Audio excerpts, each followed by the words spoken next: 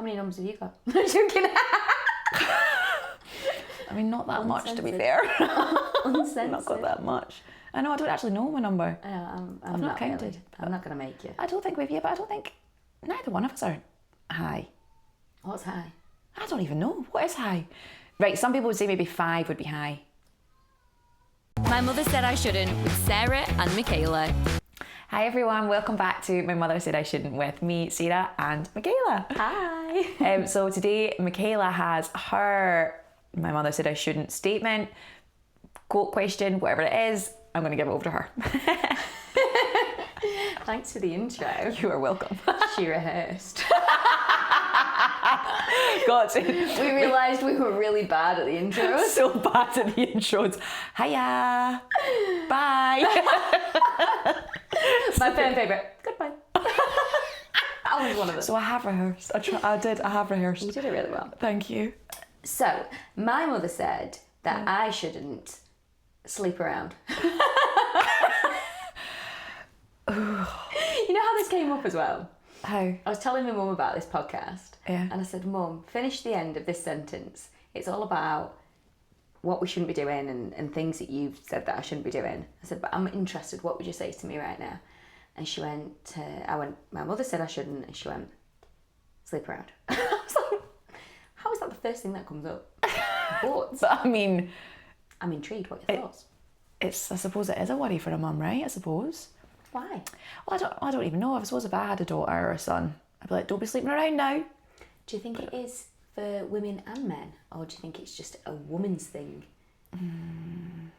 I would say both. I would say if I had a son or daughter, like this is they don't exist right now, but if I did have a son or daughter, I think it would be both. I think I'd be worried just because of what comes from it. So Baby. Well, right, exactly, a baby. You don't want to be a grandma? Babies, to be fair, once I have kids, I'm probably going to be grandma age. So, listen, my cousin's a gran in her 50s. Your skincare routine is that good. She's actually like 50. Oh yeah. Hello, okay. I don't even know why I'm speaking like that in my 50s. I don't know. Hello. With my cane and everything. I mean, this whole longevity thing's really not went well. That's how I'm speaking and walking in my 50s. But yeah, so Sarah does longevity. Longevity. Sarah does longevity coaching. Yes, all about the longevity coaching. Because they don't know that. Oh yeah, I'm a longevity coach. So yeah, love all things anti-aging. Have always. I mean, when we first met, that's what we did, isn't it? Like when we first met, I was like, eat this food, eat all these berries, they're really good for you. When we first met, we did anti-aging. No, well, it was all 20. towards anti-aging. I've been working on this for years. Was that in your mind back then? Always, absolutely. Looking after my skin. Really? 100. Looking after your skin naturally. So like glowing skin, things that can like help your eyes, like Were you everything. worried about aging when you were like 20? Because when I was 20, I weren't worried about anything other than I don't know. What Were you worried about it? Nothing is what you were worried about. I was worried about not fitting in, people not liking me. I was worried about not having enough money for a boozy weekend.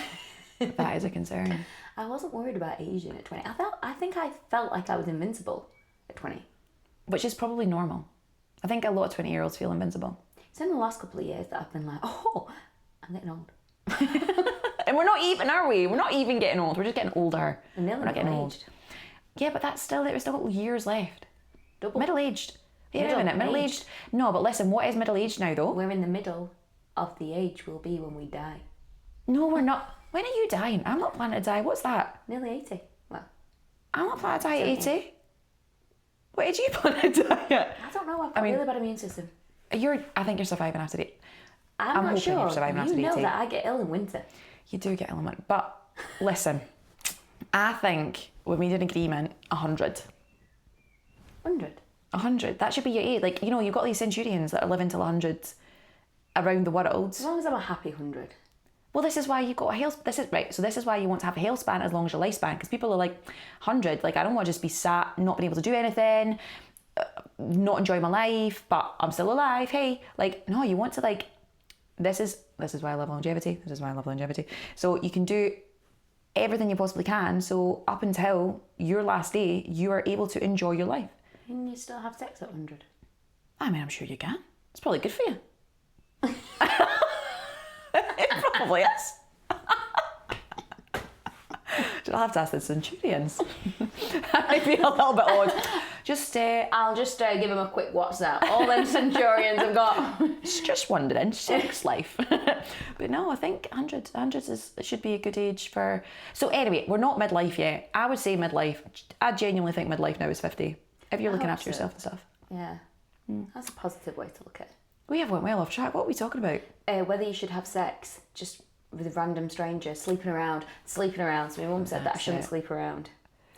My mum's quite traditional. Not saying that new mums are like, go for it. Yeah, on you go, son. No, enjoy that, dude. Could you imagine? No, my mum and dad are like that as well. Like, just be careful. I think it's like just about being careful, because you can also attach though. This is the thing, sleeping about. I think it can feel a bit different. This is actually here. Let's. What are you gonna say? I was gonna say, but my mum is a fine one to talk. Not saying that she slept around. I was gonna say.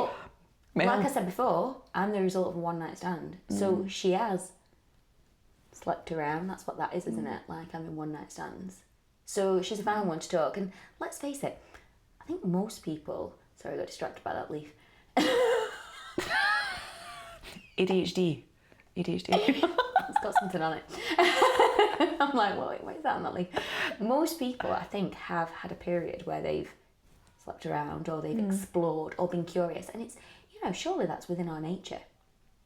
But women get slated for it. They do. And about your numbers and stuff, about how many numbers you've got, and absolutely. But I would say... How many numbers have you got? I'm joking. I mean, not that much, to be fair. Uncensored. Not got that much. I know, I don't actually know my number. I know, I've not counted. Really. I'm not going to make you. I don't think we've yet, but I don't think neither one of us are high. What's high? I don't even know. What is high? Right, some people would say maybe 5 would be high. But that's some people, but it's not high. Do you know what I mean? But then I'm saying, like, if you've got more than 5, then are people judging you for it? But here's me not wanting to tell you my number, in case I'm judged by the people listening for having a number that's too high or too low. I was going to say, or too low in our thing. We've not experimented. I would say, like, a certain number. I genuinely actually don't. I think my number, I don't actually know. I've not counted. I've got a vague number in my head. It's vague. I feel like, should we say our vague numbers?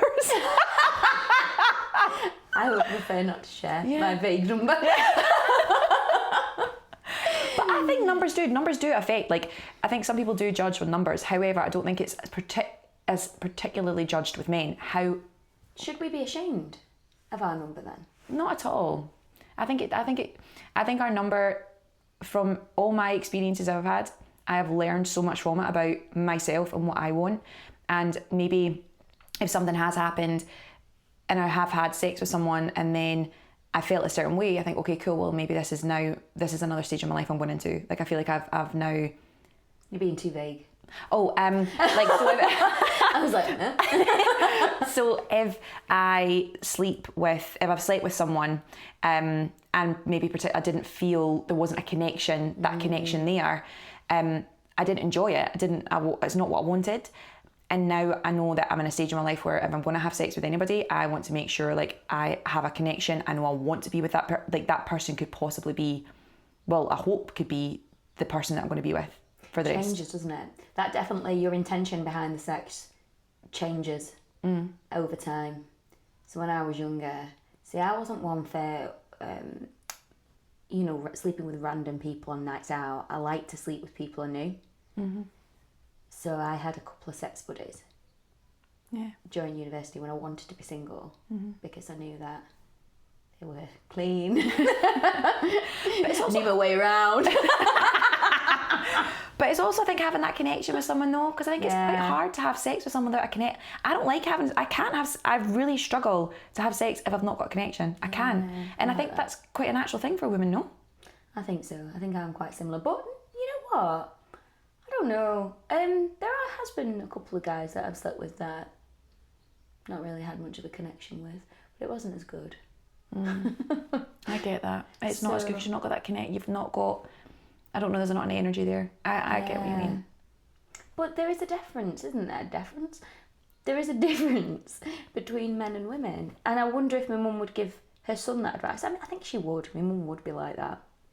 She's quite, like I say, traditional. But you watch like Love Island. We're addicted to Love Island, aren't we? Love Island. Right? And the behaviour that's accepted for women and men is totally different. Yeah. I mean, what was one of them said that he'd slept with so many people in one night or something? Yeah, it was like, how many was it? Like 8 or something? 8 people in one night. Like, I might have made that up. Might not. No, I think it might have been even higher than that though. Was it? But or maybe not. Maybe it was 6 or 8. But you do think like, I mean, I wouldn't be able to do it. I genuinely couldn't do that. What's the most you slept with in one night? 1. What's the most you slept with in one night? 1. I was like, I'm going to learn something new about you today. But if you've had a threesome, that would be 2. Yeah, but I mean, then that's it. Like, it's all like an experiment as well. It's all like figuring out what you want, and I think that's what's important about swingers. Well, yeah, swinger. I mean, I have been asked to out by a swinger before. Have you? Did you want to? Absolutely not. No. Were you not intrigued? No. He said his partner was on holiday and he had a free pass, and I said, well, you're not using that free pass on me. Really? So to me, that doesn't work for me because I like my person, be my person. I'd get jealous. I get jealous. I don't want anybody touching my person. No. And I'm like, I don't want my person wanting to touch anybody else. Yes, we all obviously find other people attractive, but do you know what I mean? You don't want, in a year, you don't want to see it. Yeah, well, how do you think? Because you do, eh? People find other people attractive. Yeah, of course they do. Yeah. I'm not deluded in that respect. Yeah. Tom's very sweet. I'll be like, she's fit. And he'll be like, oh, I've not noticed. Oh, he is very sweet, Tom. He is. He's lovely. But everyone, come on, we're humans, right? And there's so many beautiful people in the world. So many beautiful people. Like, and even, so many beautiful people. So, I think... we got distracted by the beautiful people in the world. We're talking about swingers. Because that's the thing, is swinging different to sleeping around? I should ask my mum that. You should ask your mum that. Am I allowed to swing? Or is it part of the same category of sleeping around? Or is sleeping around worse? Do you know what? Mum said, it is not worse. I don't think it's worse. You do what you want. Yeah, I think... Do you know, it's interesting because I think I know people that are in open relationships and they're very happy in an open relationship. Like, that works for them, and they're thinking just sleeping with one person for the rest of their time doesn't work for them. So I think as long as you find a partner that is on the same, what's it called? Wavelength. So as long as you find a partner... I was watching the clogs go around, trying to figure the word out. Where's that word? So as long as you find a partner, that's on the same wavelength as you, I think that is absolutely fine. I mean, obviously, when you're not in an open relationship and someone cheats, then that's like another conversation for another day. But I think not cheating if you're in an open relationship, though, is it? But if you're not in an open relationship, then someone obviously sleeps about, because that's a different conversation. But I think if both of you respect each other and understand are both in the same wavelength with it and both want it, that's fine. But what people that aren't swingers that look at you, I don't know, will you be judged? That's brought something up in my head. In terms of, I don't think I would mind the sex so much. In what? It's more like, so, I'm not saying that I want an open relationship, because I don't, but it would be more in case that person had sex with someone else and then got emotionally more stronger feelings for them than me. So that's what I would fear. If I met a guy and he was like, I'd like an open relationship, that's why I wouldn't want to do it. It's not actually down to penis and vagina. It's more down to emotional Sorry, it's just the penis and the vagina. that's our biology clash right there. The penis, vagina. Yours like hugged it. I mean, that's what you swallowed it.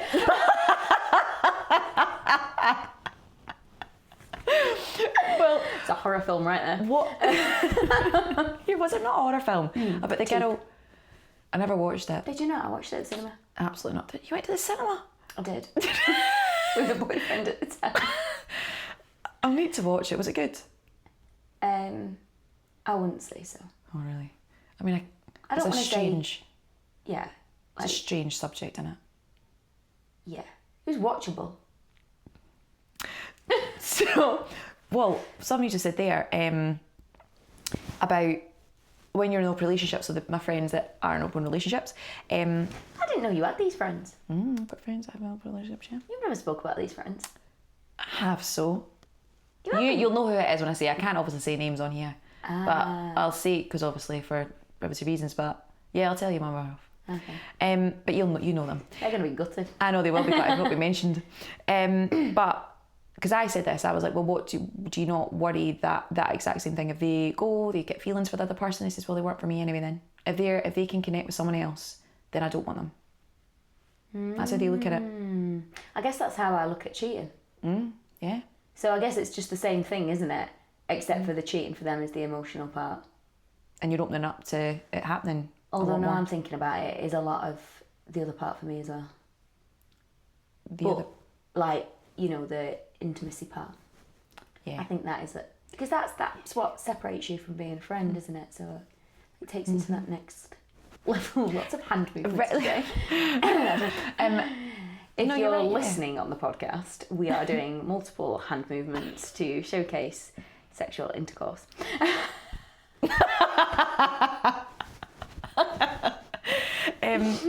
Yeah. Oh goodness, no, what were we talking about? What it would be for you. No, we were talking. We were talking about the intimacy, and that that is it. So when I go from, because we've got guy pals, right? We've got on with them really well, they're amazing. There's a huge difference. There's a sexual connection, and there's that this is why I like obviously being monogamous. Making sure I was using the right word there. Yeah. Monogamous. Because that to me is the special part of being with someone. There's so many beautiful things about being with someone, and the support, the love, the teamwork that you have. But that is like just such a beautiful, intimate thing.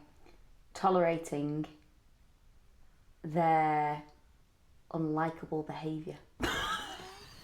Absolutely.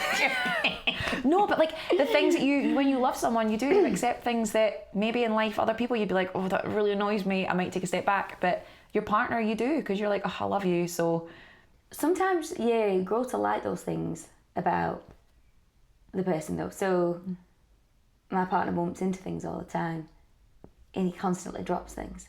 Today I was putting my socks on, and as he was putting his socks on next to me, he dropped his sock.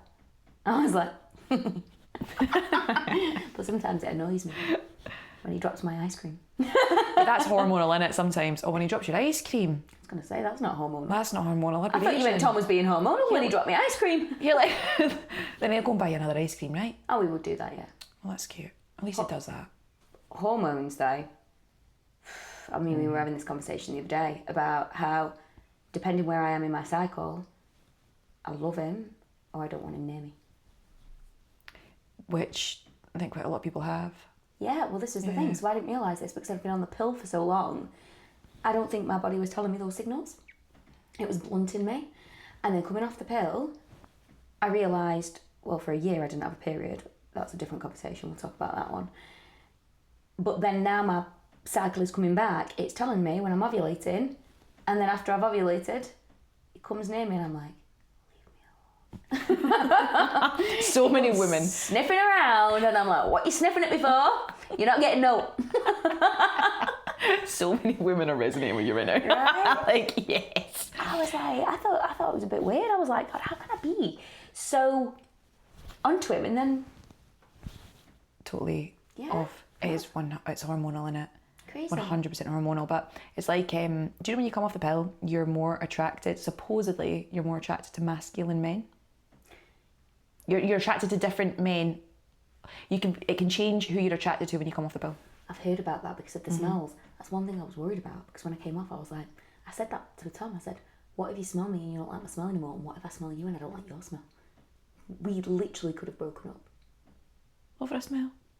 Have you never been on a date with someone, right? Yeah. Oh my God, I remember when I was single. This was like 5-6 years ago. And I went on a date with someone. And really nice day, got on well. As I hugged them, smelled like the pheromones or whatever it was, and I was like, what? Not for me. Like, it put me off straight away. I could not believe I'd never had such a reaction to someone's smell. But I was on contraceptive pill. Yeah, I was at that time. So certain smells were coming up. I wonder if that smell would land differently with me now. Not that I'm going to test it out.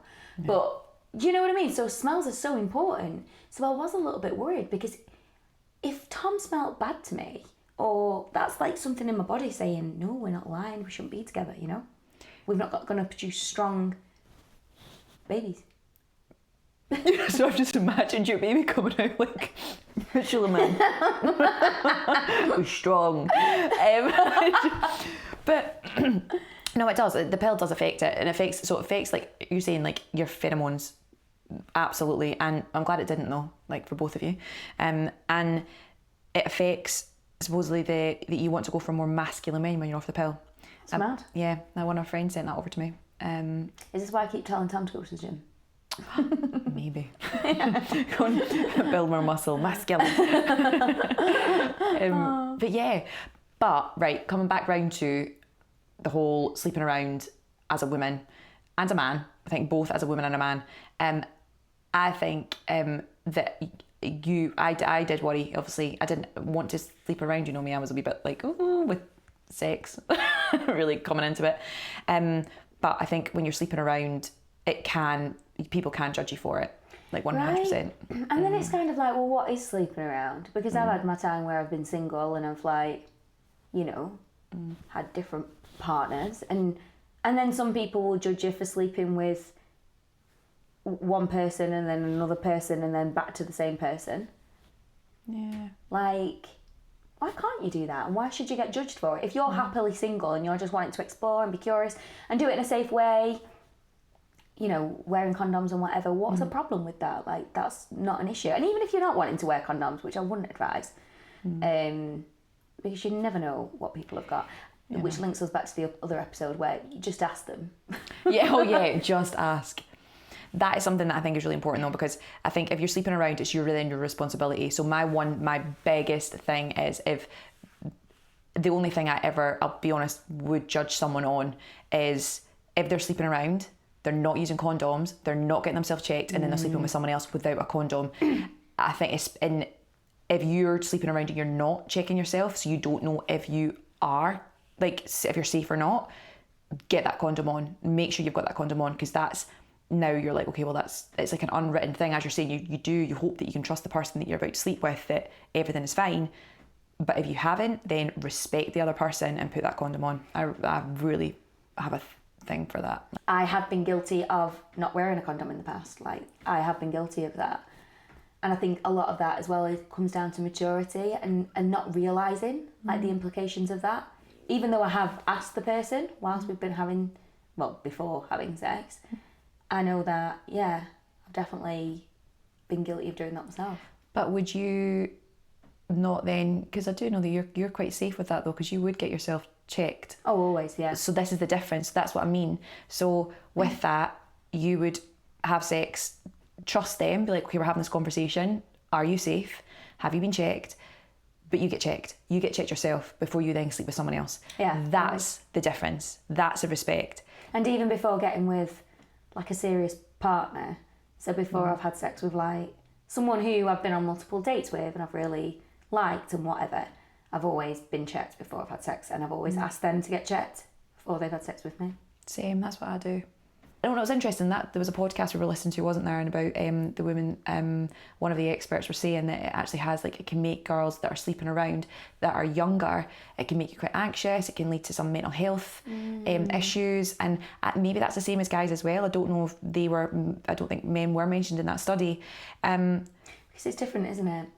When women have sex with men, the oxytocin that gets released, you know, it's it's really strong in the woman, whereas I don't think it is in the man, is it? Yeah. They get oxytocin when a baby's born or when the mother is pregnant or whatever, but women get it just through having sex, don't they? So that's why they say that if you want a guy to stick around, you should make them wait before you have sex with them, because it takes them time for them to get a bit attached, whereas if you give it all too soon, they can easily pull away. And then you've got this oxytocin in your body thinking, oh, I really like them because I've just had that connection. This is why with moving forward, I want to make sure that I know the person, and I know it's definitely something that I'm thinking 100% I can get into this. I want to be in this relationship. I want to see you. I could see you as my future husband, my future person, because that attachment can be quite, you can get attached to someone and maybe hang about for a bit longer than what you want to in the end, because you've got this connection now through sex. So I think that's what I'm personally doing anyway. Like, but you're in a different stage of your life. In a very different stage. And I think when you're in your early 20s and you are just looking to explore, and relationships can be draining, they can be hard work. And you know what?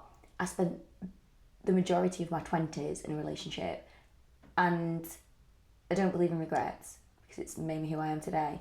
However, if I was to relive another life, I think I'd be single for my 20s. I think I would try and be single. You can't plan these things, you know. You might meet the love of your life in your 20s, and which is beautiful. But at the same time, now looking back, I'm like, I would have really just found myself, enjoyed myself, spent time with my friends. Do you know what I mean? Like, really worked on myself, not put too much stress and emphasis on finding a partner. But it's easy to say that in hindsight, because I think a lot of me doing that in the past was I was trying to feel whole or fill in some void inside of me. And also I grew up with my mum, she always felt unsafe without a partner. Like, she had 2 kids on her own, and she felt like in order to be safe, she needed a man. She couldn't do it alone, so men would come and go all the time. So it was kind of like imprinted in my head that you needed a man, and you were only worthy if you had one. I think I learned that when I was a kid, subconsciously. It wasn't a conscious thing. And I think that's why I struggled to be single at times. Until I didn't. Do you remember that period where I just started loving being single? And it was great, and it was amazing. I was like, this is the best time ever. Oh my God, I can actually I enjoyed having like my little naps and being on my own and reading my book and having my whole bed, and you know, it was amazing. It was just before I got with Tom, actually, a couple of years before I got with Tom. I was in a really good space with that. And I think it's quite important for every woman to have that period of time. Like, have that period when you're single, love it, love being with yourself, get to know yourself more, not need someone. I think that's such an important thing. Like, do not need someone. When you need someone, like, that can come out so bad in that relationship. Like, the certain attachment, the attachment that you have. Do you think sometimes people misinterpret sex as a different type of connection with a man? Do you know what I mean? They crave that, or they yearn for that, in the same reason that I did, like to fill in that void. And for me, it wasn't necessarily sex. I used to go on a lot of dates, and I liked having a boyfriend. But I don't think it was always the right reason why I had that boyfriend. Do you know what's interesting though? You mentioned that you felt like you were supposed to have a boyfriend. Like, having a boyfriend made you kind of like, not whole, what would be the word? Like, as if that's what you're supposed to do. Like, there's something wrong with you if you don't have a boyfriend. And I felt like that when I was younger. I thought, because I think it was like 17 when I met my first boyfriend, and it was kind of like, there was she's never had a boyfriend. Is there something wrong with me? Right? And then even as you go, you think, oh, well, you know, in your 20s, well, I'm supposed to have a boyfriend, right? Because that's like, everyone says you're supposed to have a boyfriend. If there's nothing, if you've not got one, then why does a man not want you? Like, it's like fear of missing out as well, isn't it? It's kind of like, my friend's got a boyfriend, so I should have a boyfriend. You just have a boyfriend. And if you're single, people think, why are you single? Right? Why? What is that? And then people say, like, what's the question? People like, why are they still single? How come they're still single? Oh, that's awful. And that's a question. I mean, how many times have people asked that People say that to you all the time. Right? Or even asked to Tom as well, or you, like, and I'm like, well, and I love how you're like, it's just a choice. And I'm like, it is a choice. So many people that I know will say, how come Sarah's still single? And I'm like, because she wants to be. She's taking the time to find her person. She's happy. She's at peace with herself. She's doing some groundwork. Right? Doing the groundwork, finding the person. Yeah, she's not just getting with someone because time's ticking. Well, this is it. And I think I think that is such a thing though. Time is ticking, especially I think when you hit your late 20s and you think you're turning your 30s. I think that was a mega time because we both went through it, right? And you think, oh my God, everything's supposed to be sorted now. I'm supposed to have my partner. But what I have grown the most in my whole time and period in my first part of my 30s. Yeah. It has been a wonderful time, right? Both of us, like, we have evolved and we were both single at that time. Right? And it was just such a beautiful, beautiful time. Even through COVID. Even through COVID. We did try to go to Ibiza, remember? Single trip to Ibiza, twice that was cancelled. COVID. But I think it's a really nice period of time to be on your own. If you found your person before that, oh my goodness, amazing. Like, you've found your person that you want to be with. But I think we definitely need to try and shift this idea that if a woman's still single in her late 20s and 30s, ooh. Yeah, and even just the way we say that's still single. A woman's single. A man is single. That's it. Doesn't matter. Nope. Well, let us know your thoughts. It's been a deep dive into sleeping around and singlehood and being in a relationship. What does it all mean to you? Let us know in the comments. If you're listening, thanks for tuning in. If you're watching, subscribe, share, tell your friends, and have a beautiful rest of your day. Thank you very much, guys. Bye.